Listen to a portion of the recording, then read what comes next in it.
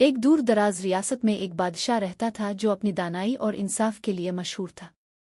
वो एक खुशहाल रियासत पर हुकूमत करता था मगर अपने लोगों की मुश्किलात को कभी नज़रअंदाज नहीं करता था।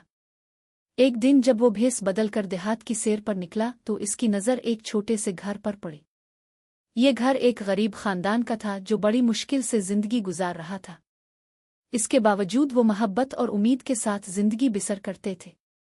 बादशाह ने दूर से देखा कि दिन भर की सख्त मेहनत के बाद बाप अपने खानदान के साथ खाना खाने बैठा है। उनके पास सिर्फ एक छोटी रोटी थी लेकिन उनके कहकहे फिजा में गूंज रहे थे। बादशाह उनकी खुशी देखकर हैरान रह गया, हालांकि उनके पास बहुत कम था। मुतासिर होकर इसने उनके दरवाजे पर दस्तक दी। अस्सलाम अलैकुम, बादशाह ने भेस में कहा। मैं एक मुसाफिर हूं और मेरे पास रात गुजारने की कोई जगह नहीं। क्या आप मुझे पनाह दे सकते हैं? खानदान हैरान तो था लेकिन उन्होंने अजनबी को खुश दिल्ली से खुश आमदीद कहा। उन्होंने इसे आग के करीब सबसे अच्छी जगह दी और अपने पास मौजूद मामूली सी रोटी भी उसके साथ बांध ली। उनकी सखावत बेमिसाल थी। अगली सुबह जाने से पहले बादशाह ने अपनी हकीकत जाहिर की। खानदान हैरत से हक्का बका रह गया। आप हमारे बादशाह हैं? बाप ने हैरत से पूछा और अदब से झक गया। हाँ, बादशाह ने मुस्कुराते हुए जवाब दिया। तुम्हारी सखावत और मोहब्बत ने मुझे बहुत मुतासिर किया है, हालांकि तुम खुद मुश्किल में थे।